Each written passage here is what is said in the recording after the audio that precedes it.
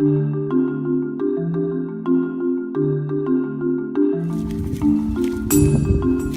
better watch out for those animals. Love me some turtles. Oh, hey there! I'm looking for frogs. Come on, follow me, we'll see if we can find one. Ah, there's one! A spotted leopard frog! I thought you'd never find me. I have eyes on the top of my head, so they're the only thing sticking out of the water, so I can spot danger before it can spot me. Also, I can breathe through my skin, so I can stay underwater for as long as I want, making it easy to escape land predators and birds. Lastly, during winter, when it gets cold in places here like Canada in the marshes, my breathing rate drops and so does my heart rate, and my temperature nearly matches the temperature outside. But I have a biological antifreeze in my blood, which allows my body to stay functioning and my bloodstream not to freeze. Wiki! Alright, I'm here with Muskie the muskrat, a common animal here in the marshes. Today we're going to be asking a couple questions, as I'm so curious to find out. How are you guys such good swimmers? Well, I actually have scales on my tail, which helps me navigate and turn in the water. I also have webbed feet like frogs. Oh, really? Yeah. That's awesome. How do you guys stay so warm in the winter? Well, since I don't hibernate, I have 2 layers of fur. One is to keep me warm, and the other one keeps the water out when I go swimming. Cool. Now I assume your swimming skills must help you to get away from predators. Yeah, and also I have really sharp claws and really sharp teeth. These help me to protect myself from predators and to dig in the mud for food, and it helps me build my habitat or my den. Awesome. Thank you for your time, Muskie. Thanks for having me. Climate.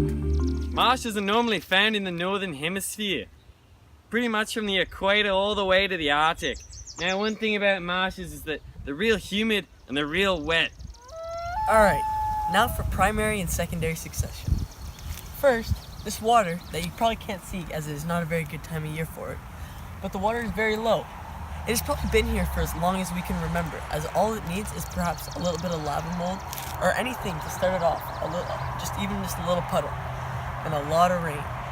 Next, we have secondary succession, which these plants all around me probably came from, as secondary succession only needs a little bit of dirt and it can start growing as much as it wants. Next, we're going to learn about plants. Alright, I just have a question for you. Do you come around here often? Because I see you a lot.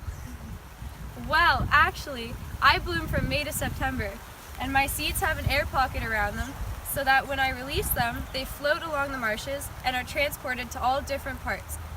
As the air coating disintegrates, I sink to the bottom of the marsh, and then I grow from the mud. Awesome, thank you.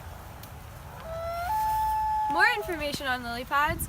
I have adapted long, flexible stems and leaves that are submerged underwater so that I can flow with the current so that they don't snap.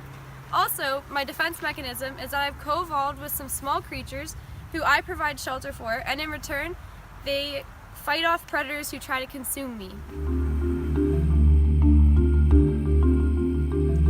Wow, what a nice day. Ouch! A bug bite! Good thing I have these cattails to help me out. If I go inside and I take this honey-like substance out of the middle, I'm actually able to rub it on my bug bite, so I get this pain relieved and less itchiness. I wonder what other cool stuff a cattail can do. Well, actually, I bet you didn't know that a cattail has a female and a male part. The male parts never ripen and people actually eat them.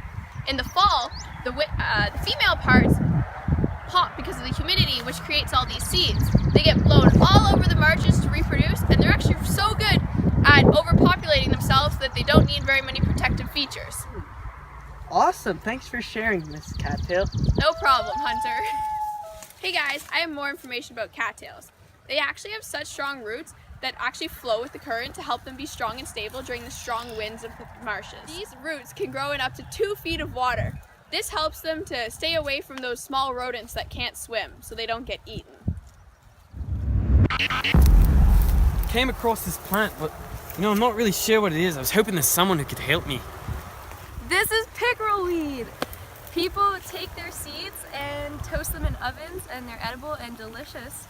And also, they can be infused as a form of contraceptive to prevent pregnancy. No way! That's brilliant.